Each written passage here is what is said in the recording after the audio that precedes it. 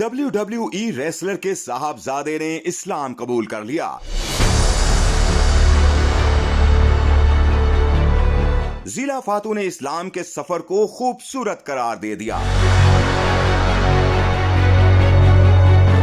غیر ملکی media reports کے مطابق WWE کے مشہور اور آن جہانی ریسلر اوماگا کے صاحبزادے زیلا فاتو نے ایک یوٹیوب ویڈیو میں مذہب تبدیلی کا اعلان کیا۔ زیلا نے کہا کہ وہ جیل میں مسلمان قیدیوں سے متاثر ہوئے، وہاں پر گزارے گئے وقت نے انہیں سوچنے پر مجبور کیا۔ زیلا فاتو کا کہنا ہے کہ جیل کے اندر وہ اسلام کے بارے میں متجسس تھے۔ مذہب اسلام کے مطالعہ اور تحقیق کے بعد 1 سال قبل 3 اپریل 2022 کو انہوں نے اسلام قبول کیا۔ My journey on becoming Muslim. Those of y'all that know I am Muslim.